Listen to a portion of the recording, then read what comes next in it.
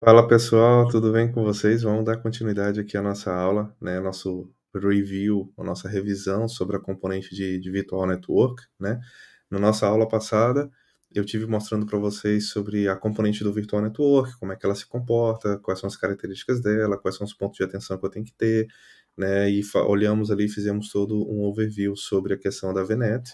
E depois passamos também sobre o tópico de subnets, como é que elas são construídas, para que elas são utilizadas, quais são os pontos que eu tenho que ter de atenção ali na criação da minha subnet, e o quão importante é eu pensar na VNet, ou melhor, eu pensar nas VNets nas subnets que eu vou precisar criar, para poder saber qual que é a característica, ou como que são os padrões que eu vou estar utilizando na minha VNet, faces de IP, endereçamento de IP, essas coisas todas, tá? E agora, dando continuidade a nossa aula. Deixa aqui eu puxar de novo a nossa apresentação. Essa tela aqui que eu quero. Muito bem.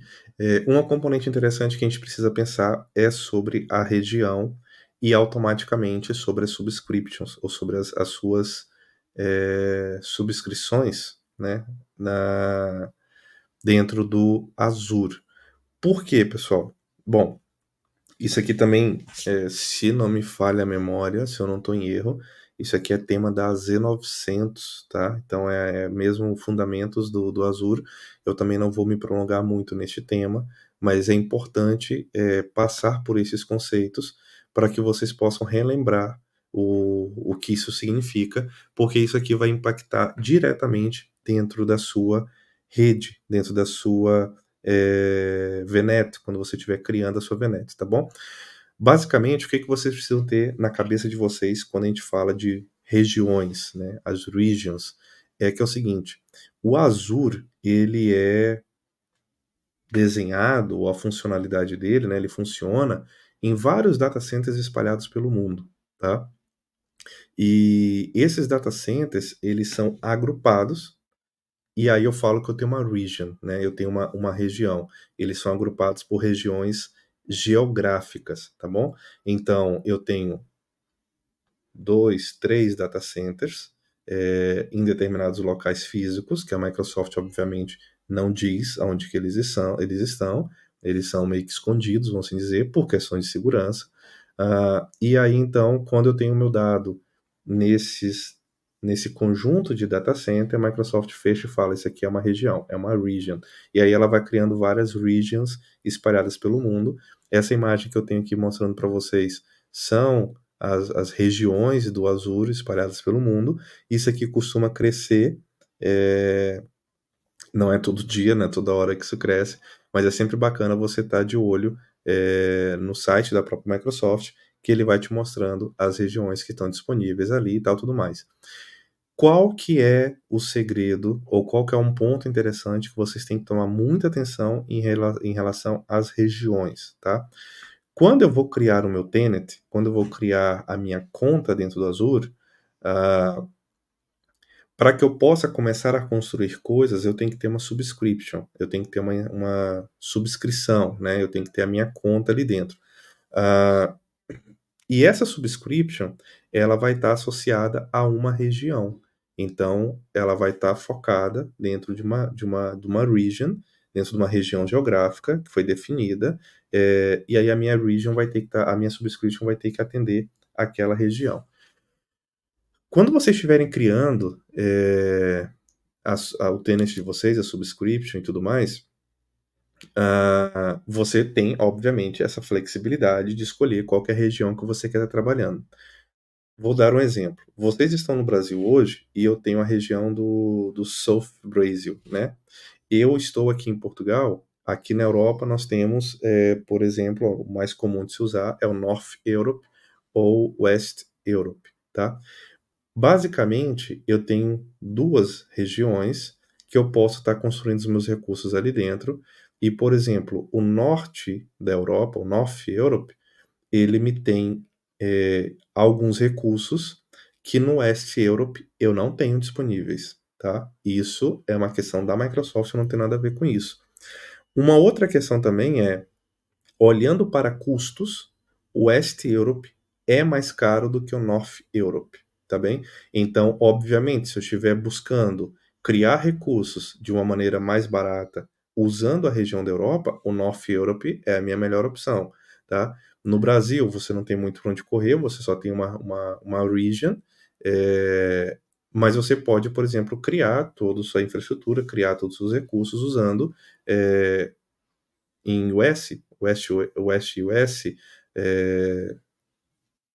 e você poderia ter esses recursos lá numa região dos Estados Unidos. Aí mora uns outros asteriscos no meio da história, que é o seguinte: por compliance, por legislação, por leis, a tua empresa ela pode ter os dados dela alocados em uma região fora do Brasil? Se a resposta for sim e não tiver problema, tranquilo, você sempre vai olhar, obviamente, para o seu custo menor, para o seu custo mais barato. Então ele poderia estar hospedado nos Estados Unidos. Agora, se você estiver usando uma legislação específica, porque é uma empresa da indústria médica, né, farmacêutica, ou da indústria financeira, como pagamento de cartões, banco, essas coisas, não. Muito provavelmente você vai ter que ficar preso dentro do Brasil, né? Os seus dados eles têm que nascer e têm que ser geridos internamente dentro do próprio Brasil, eles não podem estar fora. Então aí você não tem para onde correr, independente do custo que isso vai gerar, você tem que viver dentro da região do Brasil, tá bom?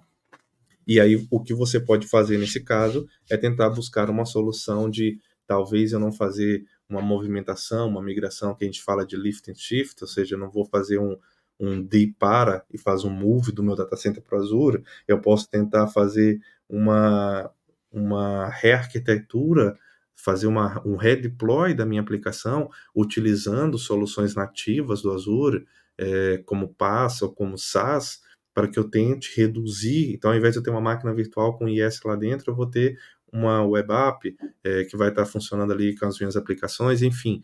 Em vez de eu levar uma máquina virtual com SQL instalada ali dentro, eu vou usar o SQL como SaaS ou como PaaS, porque aí eu consigo reduzir o meu custo, consigo reduzir a minha gestão de infraestruturas.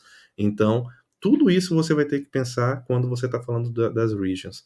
E depois que você tem e depois que você define qual que é a região que você vai querer estar trabalhando, e você já deve ter ouvido falar, vocês já viram isso dentro do Azure, nomes como West USA, North Europe, Southwest Asia, enfim, para que região que você vai estar criando ali, os recursos que você vai criar dentro da sua região, dentro da sua subscription, ele tem que existir dentro daquela região.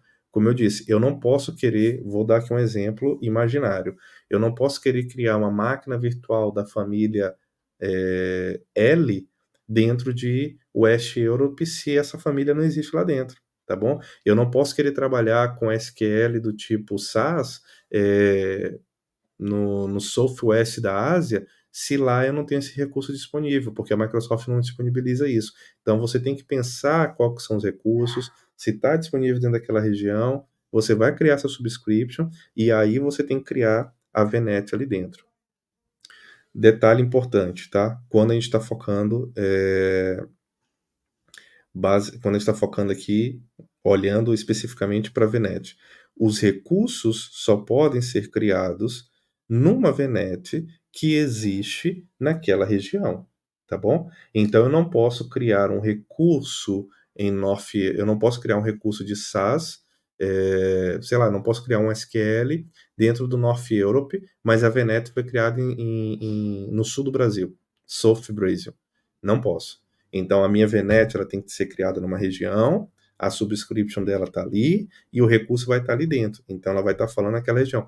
Ah, Max, mas eu não posso criar um recurso numa VNet que está no Brasil e ele conversar com outro recurso que está numa VNet que está no norte da Europa? Pode. Essas VNets elas conseguem se comunicar, mas o recurso tem que viver dentro de uma VNet, né? E essa VNet ela tem que estar dentro daquela região. Senão você começa a ter problemas e não consegue fazer o negócio funcionar, não consegue fazer o negócio comunicar, tá? As VNets, elas, como eu disse, elas vão viver dentro de uma região do Azure e elas podem se comunicar com outras VNets. Elas podem se comunicar com outras subscriptions, né? elas podem se comunicar com outros tenants. Claro, vai ter que ter feito configurações ali, o nível de permissionamento tem que ser dado e tal, tudo mais, mas existe uma flexibilidade para que as VNets possam comunicar entre elas, mas você sempre vai estar preso numa region, tá? Então, lembre-se muito bem disso, porque isso é um fator decisivo na hora de vocês criarem os recursos de vocês e na hora de vocês olharem para o projeto que vocês vão estar implementando. Tranquilo? A questão de design. Isso aqui é uma das coisas que mais pega. Olha, pessoal, eu já tive projetos em que o projeto inicial, vamos chamar da Enterprise Land Zone do cliente, ele foi criado assim, cara, vai criando rede e vai colocando recurso, vai criando rede e vai colocando recurso. E depois ele chegou num ponto que ele falou, ué, mas agora eu não consigo mais controlar, por exemplo, eu parei nesse projeto por um problema de segurança. Eles estavam começando a enfrentar problemas de segurança com os recursos que estavam dentro do Azure, e aí quando eu parei para olhar, eu falei, não, mas peraí, o problema de, peraí, o resultado é, vocês não estão conseguindo aplicar as políticas de segurança que vocês precisam para o ambiente de vocês por questão de compliance, ok? Ok. Só que isso é o resultado. O cerne do problema é a forma como vocês criaram a Enterprise Land Zone de vocês. E para atender a necessidade desse cliente específico, eles precisavam de estar trabalhando em um modelo, que é o modelo que a Microsoft mais nos sugere, que mais ela orienta como melhores práticas, que é o modelo de Hub Spoke. E eu vou já falar sobre isso. Esse slide que eu trouxe para vocês, ele mostra exatamente 3 modelos que eu tenho aqui, tá? O primeiro modelo é um modelo que eu estou falando de uma rede virtual simples, tá? Ou seja, eu estou numa determinada região, estou trabalhando ali na minha conta, e eu crio uma virtual network, ou seja, uma VNet. Aqui dentro eu tenho, por exemplo, a subnet 1, que está um SQL, ou seja, é uma subnet de back-end, e eu tenho uma subnet 2, que está os meus web servers, seria a minha subnet de front-end. E eu faço essas duas subnets comunicares. Ou melhor, eu não faço duas subnets no mesma VNet, elas têm a comunicação entre elas sem problema nenhum, ok? Pronto, beleza. Eu tenho uma outra solução, ou um outro modelo, um outro template, que já é um pouco mais complexo, que é, eu tenho uma região 1 com uma VNet, eu tenho uma região 2 com uma outra VNet, e eu tenho uma região 3 com uma outra VNet. Desculpa, aqui é 1, 2 e 3. O que acontece? Essas duas subnets aqui, a do SQL e a do front-end, elas conversam entre si porque elas são dentro da mesma VNet. Essas duas aqui também, porque estão dentro da mesma VNet. Essas duas aqui também, porque estão dentro da mesma VNet. Só que nenhuma dessas três fala entre si. Nenhuma, tá? Ou melhor, essa VNet com essa VNet que está dentro da mesma region, eu faço uma comunicação aqui entre eles. Essas duas aqui que estão na Region 1 para falar com a Region 2, eu faço uma outra comunicação entre eles. Por exemplo, eu estou usando um peering, tá? Estou fazendo um peering entre as VNets. E aí o peering nada mais é do que eu faço uma VNet, conversar com outra VNet, conversar com outra VNet. Então existe uma comunicação daqui para cá, daqui para cá, daqui para cá, né? Todo mundo fala com todo mundo, tá bom? Pessoal, um detalhe importante que eu preciso falar para vocês. A forma que eu tenho de fazer uma VNet comunicar com outra VNet é através do peering, tá? O peering aqui nada mais é do que eu ligar uma VNet com outra VNet e falar, agora vocês duas conseguem conversar. A ativação é relativamente simples, a configuração disso. Eu falo qual é o endereço, o IP da VNet 1, o IP da VNet 2, faço elas comunicarem e pronto, acabou. Por trás disso, a mecânica que acontece por trás disso, a própria Microsoft vai cuidar ali do meu processo de roteamento, da minha, né, como é que tudo vai estar funcionando e blá blá blá, e vai estar rodando ali por trás. Mas uma coisa que eu quero chamar a atenção de vocês é, o peering, ele tem custo, tá? Se eu não estou em erro, a última vez que eu vi sobre o peering, e vocês podem ver isso dentro do Calculator, do Azure Calculator, da calculadora do Azure, a última vez que eu vi isso para a região do Brasil, custava algo em torno de $20 a cada tera de dado trafegado, tá? Marcos, peering paga? Paga, tá? Você paga por isso. É um valor irrisório, a quantidade de valor que você vai pagar, obviamente vai depender, desculpa, É irrisório a depender do seu fluxo, a quantidade de dados que você trafega ali dentro. Mas você paga pelo peering, tá? Como eu acabei de dizer, a última vez que eu vi, era em torno de 19 a 20 dólares por mês a cada 1 tera de dado trafegado. Por quê? Porque se você parar para pensar, da rede 1, ele sai dado para a rede 2, ok? E a Microsoft já disse que eu pago quando eu mando o dado para lá, né? Só que a rede 3 ela está recebendo, então está sendo inbound. E depois, quando a rede 3 quiser falar com a rede 1 aqui, é saída da rede 3, mas é entrada da rede 1. Então você sempre vai estar pagando, tá? O peering ele sempre vai estar pagando, porque ele está saindo de um lugar, mas depois ele vai ter que voltar. Então agora tu está tirando, mas agora tu está entrando. Então você tem esse custo sim, tá? Precisa ter atenção a isso. Porque às vezes a pessoa pensa assim: ah, a VNet eu não pago nada por ela. E é verdade, você cria uma VNet, ela é gratuita. Ah, então eu posso criar quantas VNets eu quiser, vou colocando as subnets lá dentro, e depois, quando eu precisar, eu faço um peering entre as VNets e faço elas conversarem entre si. Tá bom, mas será que este é o melhor cenário para o teu projeto, para a tua empresa, para o teu negócio? Porque você vai pagar pelo tráfego do peering entre as VNets. Então, para que você vai sair criando um monte de VNet assim só porque sim? Tá? De novo, isso é um insight que eu estou trazendo para vocês, que é o arquiteto tem que pensar nisso. No seu modelo de design, você tem que contemplar essas informações. Você tem que tentar entender se faz sentido ou se não faz, como por que você vai fazer isso ou não, tá bom? E um outro modelo que a Microsoft me traz aqui é o modelo de Hub Spoke. Ou seja, eu tenho uma rede principal chamada de Hub. Então aqui eu tenho um Hub VNet, aqui eu tenho um outro Hub VNet. Este Hub, ele é uma rede responsável por receber todo o tráfego de entrada. Então, ou melhor, ele vai receber a entrada e a saída, porque ele vai ser a porta de comunicação com o meu mundo exterior, vamos assim dizer. Vou traduzir isso aqui numa outra palavra. Então, eu tenho o meu data center on-premises e eu tenho a minha rede no Azure. Quando o meu data center do on-premise quiser chegar lá dentro do Azure para conversar com a minha rede do Azure, ele vai cair numa rede principal, o meu hub, que normalmente a gente deixa ali o meu Azure AD configurado, a gente vai colocar o Azure Firewall, a gente vai ter o Application Gateway, ou seja, a gente vai ter muita coisa ali dentro do Hub. São os serviços principais, um Azure Bastion da vida, por exemplo, são serviços principais que vão estar disponíveis dentro do meu Hub, ok? Ok, perfeito. O Hub, ele vai ter um peering entre as outras VNets. Então, por exemplo, nesse desenho que eu estou mostrando para vocês, o meu hub fala com a minha VNet de back-end. Então, estão os meus servidores de SQL ali dentro, ou de alguma base de dados. O meu hub fala com minha subnet, com a minha VNet de front-end. Então, tá lá os meus servidores de IS, ou tá lá os meus web services e tudo mais. O meu hub conversa com a minha outra VNet, que tá as minhas histórias de accounts. O meu hub, ele funciona como outra VNet, que é a minha VNet de desenvolvimento, que vão estar os serviços de desenvolvimento dos meus programadores, dos meus desenvolvedores.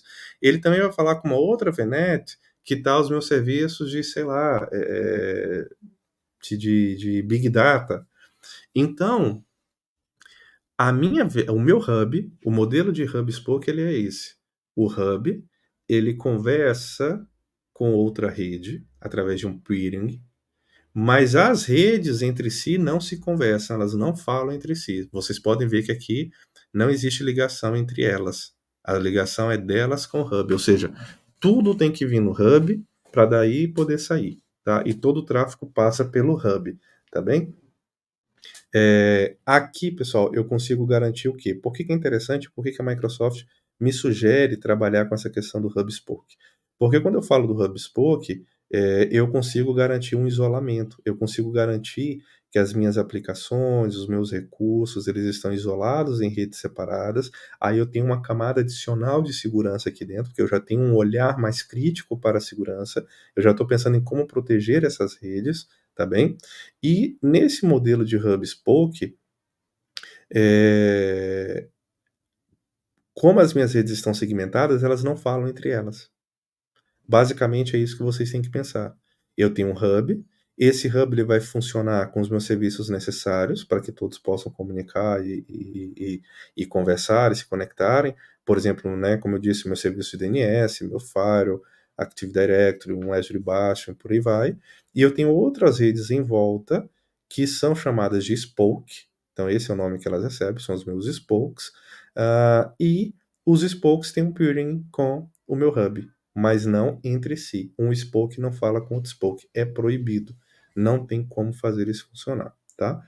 Marcos, essa proibição ela funciona como? Por exemplo, eu coloco o NSG e falo para bloquear o tráfego, tá? E é assim que o negócio vai funcionar, tá bem? Vamos continuar. Cadê? Isso. Falando um pouquinho sobre componente de segurança do network. Pessoal, não se preocupem, como eu disse, essa aula é uma aula mais introdutória, é uma aula mais para a gente, né, tentar relembrar aqui muitos conceitos, muitos termos, mas a gente vai falar sobre tudo isso separadamente depois. A gente vai ter aula de Firewall, a gente vai ter aula sobre NSG, sobre ASG, sobre a parte de BGP, vai ser falado sobre isso, WAF, Firewall, load balances, tá? Então a gente vai ter aulas que vai destrinchar sobre esses temas todos, mas eu preciso recapitular tudo isso com vocês, eu preciso fazer esse alinhamento aqui, tá bom? Olhando para a questão de network security, o que eu poderia trazer para vocês aqui? A parte de filtro de tráfego de rede, tá bom? Então eu tenho basicamente hoje muito utilizado o NSGs ou os ASGs, tá bom? O NSG é a abreviação para Network Security Groups e o ASG é o Application Security Group, tá? Qual que é basicamente a diferença entre esses dois? É a maneira como vocês vão estar aplicando as coisas, é a maneira como vocês vão estar olhando para as coisas, tá? Por exemplo, nessa imagem que eu tenho aqui, eu tenho uma conexão, eu tenho uma VNet, tá vendo aqui? Virtual Network. Dentro dessa VNet eu tenho 3 subnets. Essa aqui tem 2 máquinas, essa aqui tem a máquina 3, essa aqui tem a máquina 4. Essas máquinas, elas desejam trafegar para a internet usando a porta padrão, que é a porta 80, tá bom? De acesso à internet, HTTP, sem segurança aqui dentro do meio da história. O NSG, ele vai ser um filtro, de tráfego de rede que vai falar, olha, a máquina 1, quando quiser sair para a internet na porta 80, está permitido ou está negado, tá bom? Ele vai fazer esse tipo de tráfego, ele vai olhar, só que o NSG, ele está preocupado e ele está olhando para o IP que essa máquina tem. Então ele vai falar, olha, a máquina que tem o IP, por exemplo, 192.168.1.6, quando ele quiser sair para trafegar na internet na porta 80, dá um allow ou dá um deny. Está permitido ou está negado. E isso para a regra de saída, outbound. E na volta, no retorno, quando alguém da internet quiser responder para essa máquina, o tráfego está permitido ou está negado? Se alguém na rua quiser fazer um acesso remoto via RDP para essa máquina 3 aqui, usando a porta padrão de RDP, que é o 3389, quando chegar aqui dentro do meu NSG e vai falar, olha, eu sou da internet, eu estou tentando chegar aqui para falar com a máquina 192.168.1.20 na porta 3389. Posso ou não posso? E o NSG vai ser responsável por bloquear ou por liberar, tá? Eu estou falando de um RDP, poderia ser um SSH no porto 22, poderia ser um SQL no porto 1433, enfim, poderia ser um SMTP no porto 25, não me interessa. O que me interessa é o NSG ele vai olhar para origem e destino, mas eu estou falando de IPs e qual que é a porta que eu vou estar utilizando para permitir que esse acesso funcione ou não, tá bom? A diferença básica que eu tenho para o ASG é porque o ASG, que é a sigla para Application Security Group, ele não está interessado no IP da máquina. Para mim, tanto faz. O IP pode ser dinâmico, tu pode tirar o IP, tu pode colocar, tu pode trocar, não me interessa. O ASG, a ideia dele é o seguinte: ele vai olhar para a placa de rede da máquina virtual e ele vai criar tipo como se fosse uma tag. Ele vai rotular aquilo e fala assim: eu vou criar um grupo chamado, por exemplo, aqui até tem ó, ASG Web. Então, ASG Web é um nome de um grupo que ele foi lá e colocou essas 3 máquinas lá dentro. Só que ele não está interessado no IP dessas máquinas, ele está interessado na placa de rede que essas máquinas têm, ok? E aí toda vez que chegar uma regra dentro do meu uma regra aqui dentro, do meu NSG, por exemplo, ele vai olhar e vai falar assim: "Olha, eu quero falar com um grupo de máquinas chamado ASG Web, porque lá tem um site e eu quero navegar dentro desse site". Então, o NSG vai permitir ou vai bloquear baseado neste grupo que eu criei, nesse grupo aplicacional, tá bem? Aqui, por exemplo, eu criei um outro que é para uma database, aqui eu tenho 3 que é para web, tá? Para servidores web, um de uma máquina de database e tal, tudo mais. E aí a regra vai estar permitida ou vai estar negada. Qual que é o lado interessante aqui? Se eu pegar qualquer máquina dessa daqui, que eu tenho 3, por exemplo, se eu excluir uma máquina, então morreu a máquina 3, só tem a máquina 1 e 2, o ASG automaticamente se configura e fala: "Opa, perdemos uma máquina, mas não interessa, agora só temos 2. Tudo que chegar aqui de requisição para esse grupo web, a gente manda para a máquina 1 ou para a máquina 2". Tá prontinho. Ele faz essa gestão de uma maneira automática para mim. Já no caso do NSG, não. Se a máquina 3 aqui, por exemplo, morrer, a regra de IPs continua lá, fixa, engessada dentro do meu NSG, eu tenho que ir lá na mão e limpar tudo isso. Marcos, então é melhor trabalhar com a ESG do que com a NSG. Não sei, depende, tá? Depende do seu cenário, depende do seu ambiente, depende de como é que o teu projeto vai estar funcionando, depende do que tu quer fazer e para onde que tu vai, tá? Eu também tinha comentado há pouco, na aula anterior, sobre o Network Virtual Appliances. Como eu disse, nada mais são do que appliances que eu compro dentro do marketplace do Azure. Então, eu tenho que entrar lá no marketplace, eu faço a compra de um appliance, que pode ser um appliance que vai ser colocado lá, ou pode ser uma máquina virtual que vai ser baixada com o aplicativo rodando ali dentro. Por exemplo, um Palo Alto, uma Checkpoint, uma FortiGate, e ele vai ser mesmo um firewall que eu vou ter para trabalhar. E aí eu tenho essa opção de colocar isso para funcionar dentro da minha rede e fazer o meu filtro de meu tráfego de rede, meu filtro, né, de pacotes, tá bom? Outra opção, como eu disse, são as route tables, que são as tabelas de roteamento padrão, que elas são configuradas automaticamente e por padrão pelo próprio Azure, mas o Azure também me permite modificar essas tabelas, porque eu preciso, sei lá, encaminhar um tráfego para um outro local específico, porque eu preciso adicionar uma regra manual e configurar o que a gente chama de next hop, né, o próximo salto, para onde que eu quero que ele vá. Não vai por aqui, pula agora para esse switch, para esse router, depois para aquele outro router, depois para cá, ao invés de ir por essa rota. Então eu escolho uma rota melhor para você trabalhar.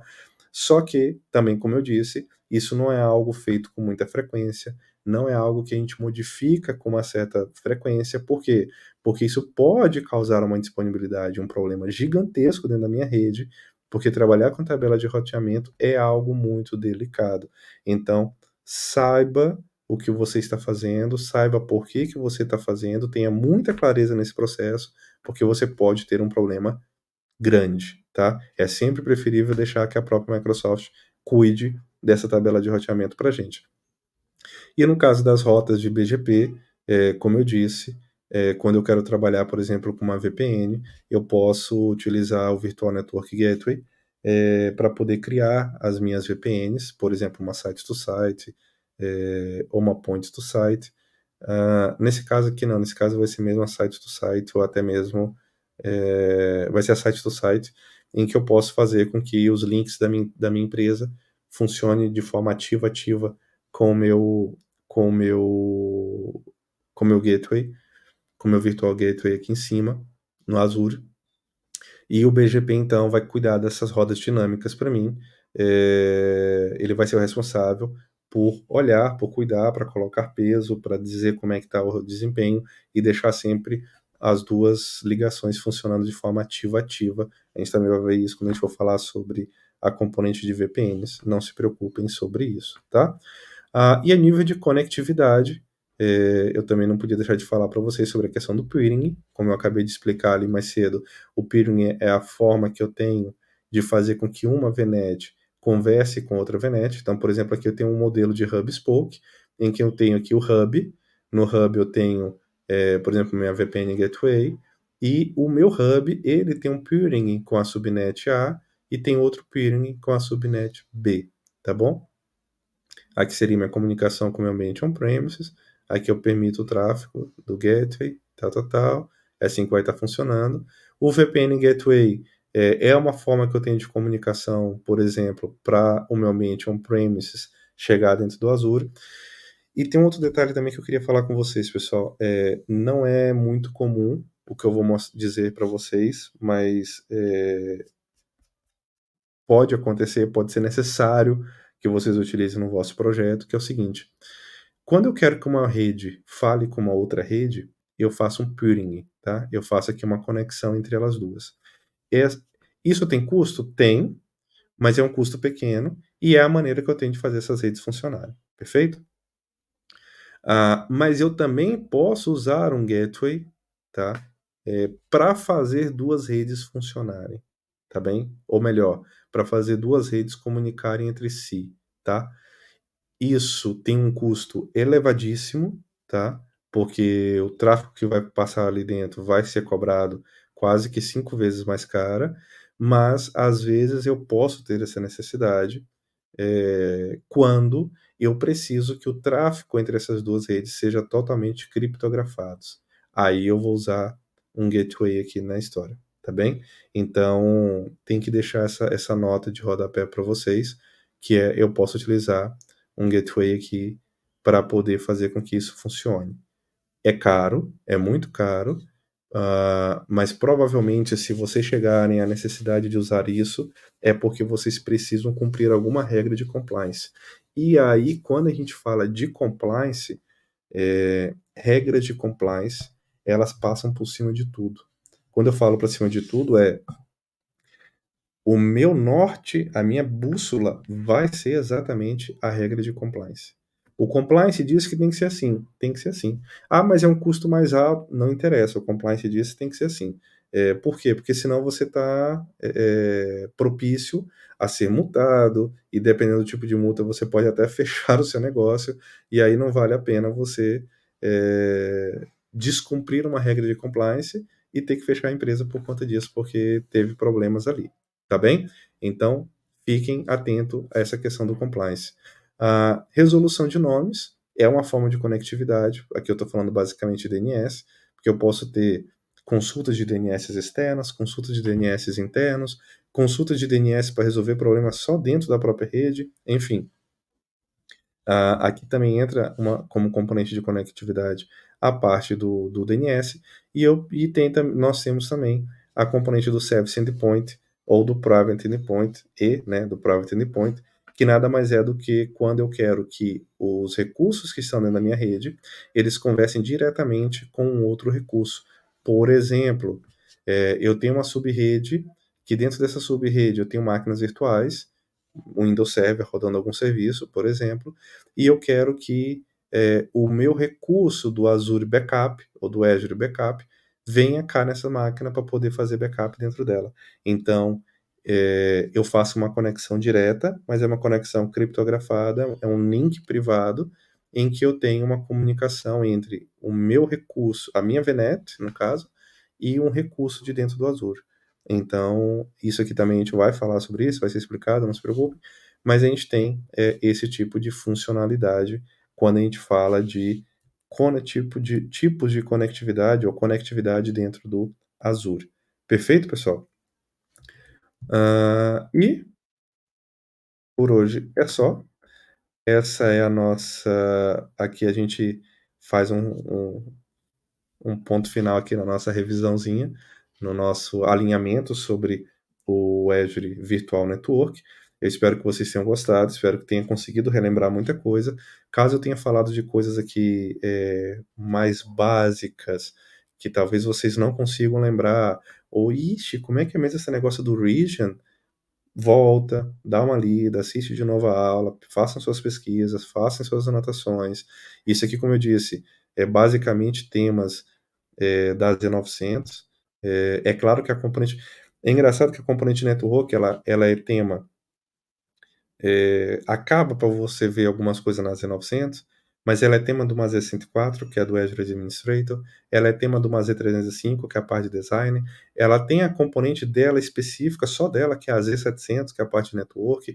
Então, assim, é um tema que você precisa conhecer, e ela é vista em praticamente vários exames especiais, vamos dizer, da Microsoft, porque uma Z104, uma Z305, uma Z700 são exames especiais, ele te exige um certo conhecimento técnico ali dentro, portanto, para vocês terem uma ideia do quanto a parte de network é importante.